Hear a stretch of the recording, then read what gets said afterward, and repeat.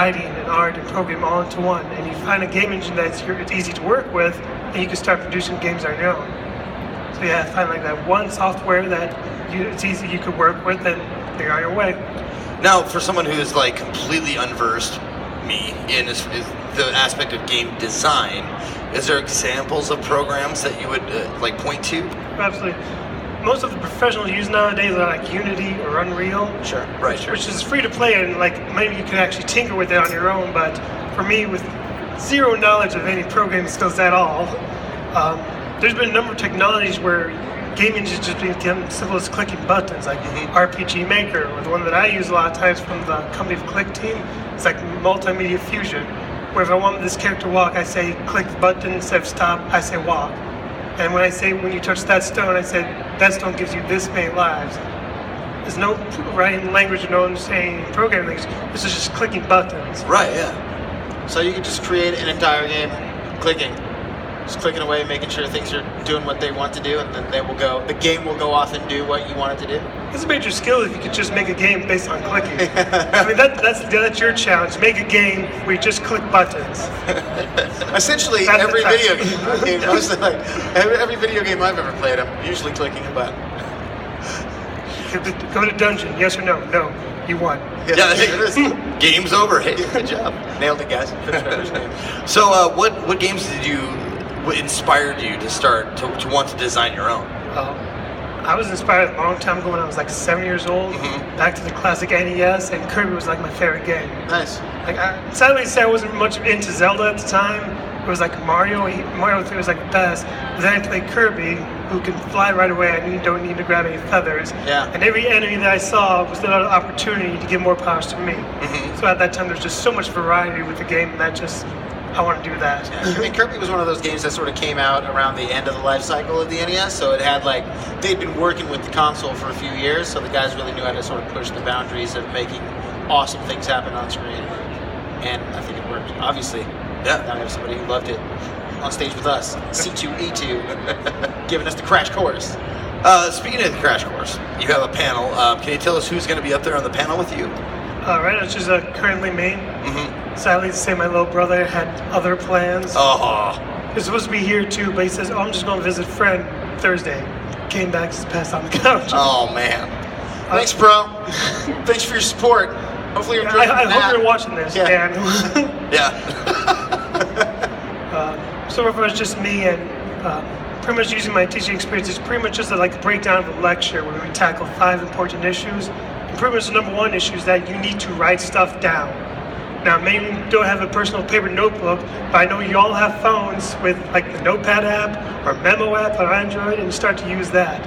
And we're in a big, great convention of C2E2, just a smorgasbord of creative juices coming out. Oh, absolutely, yeah. I say like Game of Thrones, comic books, Overwatch. The only convention where you see Jon Snow take a picture of Widowmaker from Overwatch. This is awesome. Yeah, it's great, man. I've seen that happen. That's actually happened here at C2E2. I actually saw them making out, I think. It was pretty hot. But, I mean, Jon Snow tried, but he didn't really know how to do it. He doesn't know anything. He doesn't know. He doesn't know how to make out. Boo. Have you been to these cons? Do you come to these a lot, or is this your first one? Or? Oh, no, I come to all the cons all the time. Oh, do you? Okay. Yeah. Sometimes I was presenting panels of just games I was trying to promote. Other times, just I come for the fun of it.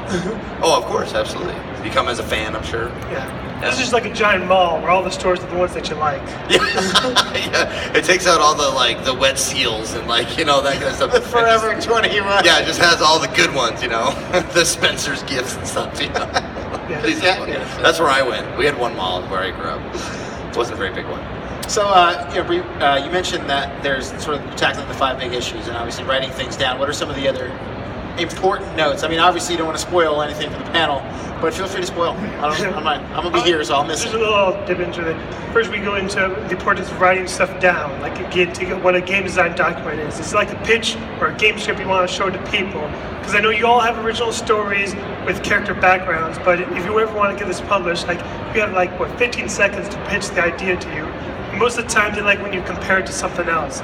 My dream game is it's God of War meets Code Geass, which means you're just throwing mechs with hands just everywhere. Yeah. Then the third one, we get into collaborating with other people. Like it says, gaming just cover your lack of programming skills. If you're like me as well, any lack of artist skills, that you go and meet other artists in the artist alley is a good example. My panel's in the evening, so this is like homework now. Is actually go down the artist alley, talk to some artists, and pick up some business cards. Or you feel like your game's almost done, why don't you see if they're open for commissions? This is where it gets to talking to people when you cover the art aspects. And the fourth one, we get into tabletop gaming. Because like the first part is video games, the other top is tabletop, which has been companies and softwares that allow you to distribute with them just for fun. Just make their own game, and it's like paid distribution, which means people buy it, then they print it, and then they ship you out to them. Nice. And then the last is just materials that are out there, like books, apps, and videos that actually help further along in your game education. And this is like, I mean, so what is your ultimate goal? What would you say is like the pinnacle for you? Like, what, you know, obviously trying to get people into game design and figure out exactly what they want to attack, but do you have like an end goal? End goal with me is just have a published title. Yeah. If you have something published, you pretty much created like a creative bridge in your head where you get from idea to drawing to computer to distribution. And once you have that set up, it's just, you're on your own on that one. It's just free flowing right conveyor belts to get everything there. So when you started out, did you just have the idea like I want to create games, but I don't have, you know, all the technical skills? Did you just like, how do I make games? And just Google it, or like? When I was young, like when I first heard like a game taste was like a big thing I wanted to do. Like all you do was play games for cash. But then I started to create my own stuff. And like I didn't wait till like maybe like art school to realize there was game engines to use. Yeah. And like the whole like going to like college to learn a game thing that at the time was they didn't really know much. So it's really not, I don't reference that much when I went to gaming school for that because they didn't really teach me much. So if anything, I'm just giving them the PDF to the audience. Well, usually when you like want to publish something with yourself, you just really have to go for it. I mean, sometimes like it could fail. Like my first publicly like or online reviewed game, like story is like I made the game, but I had my editor check, proofread it first, because I'm not really good with spelling either. Sure. But when I was then copying and pasting all the materials, I used the one that wasn't edited. So when that game was reviewed to the public on their screen, phrases like the school system failed this person or English wasn't this kid's first language, 1.5 out of 10. So, oh no. A lot of positivity from the critics, clearly. Can you name drop? What was the name of the game? No. No, you don't want to? Nope. Nope. Yeah, no, that's a big no. Well, I mean, come on. Every artist starts out by drawing. It's like they're not great right off the bat, you know. I would have to say. So I don't think there's anything to be ashamed of. So what is I mean, can you give us like maybe like an inkling about what's in your mind, what's going on, like what kind of game is going on in there? Well, if anything, like when you start to game design, you get to the realization of what you want to do and what you can't do. Yeah, what's possible. Yeah. Well, right now, the engine I use, the people I met, there's pretty much one of my dream games was simply inspired by Kirby. The pitch is like, what if Kirby was an M-rated game? Like a strong M-rated game. Yeah. Pretty much you're just like absorbing pieces. Like weird part when you're inspired by a game, like you can't make a carbon copy of it. Sure. Right, yeah. But the key aspect is, I want to be able to absorb powers from enemies, but And not have to do it through my mouth hole. Not to do the mouth hole. We're just taking bites. That would be hilarious. He's like, no, and Zeke's just coming in. No, I'm gonna absorb you, Zeke. And then just chomp and see the blood just fly out. And then all of a sudden, I have amazing beard growing capability. Damn, that's the dream. Someday. So when you do these panels, does it feel like you're like a teacher? I try to focus like if I was teaching. When I was out of art school, I taught a lot at the summer program where I actually taught kids how to make games, kids that were like 8 to 13. That's why I feel confident with this panel, because I'm using an engine I taught to 8th graders. I mean, like kids who were 8 years old, who were able to use it with ease and actually make some of their games. So I thought that was a great way to teach this at a panel and use my teaching skills to present it that way. I had no idea that it was so readily available. It's pretty much ready. Granted, the school, paid for the software. I mean, like, it's pretty cheap. It's like maybe like $500, but I was able to teach kids that were 8 and 13. I thought this is like important knowledge. I could probably take this to a convention and talk to people who are not interested in it. Now, when you're in that kind of mode, that teaching mode, do you ever have to? Because I'm sure kids, especially, come up with these outlandish ideas. Like, how do you have to like say, Yeah. great idea, but we can't really do that. It's rated T for teen and you're 9. Yeah. So, no. Pretty much when they, in the beginning, I showed them games that were made by this. So you gotta think, the games that you can make with the software is that you gotta think maybe Super NES and down. Okay. So Sure. think NES or Atari. That retro look is hot, though. People love that. Perfect for app work, but they kind of get the idea of what they want to do. Sometimes they say, oh, I want like, his favorite game was NHL hockey, and I want all 32 teams in there. Well, we get to 2-week class, they ain't gonna get all 32 teams in there, but we can make a fun air hockey team. There you go. That's amazing. I bet there's a lot of changing on the fly that you have to do to design a game. For instance, like lesson, like we want to teach the kids all how it works. The first week they make a platform game, like classic Mario.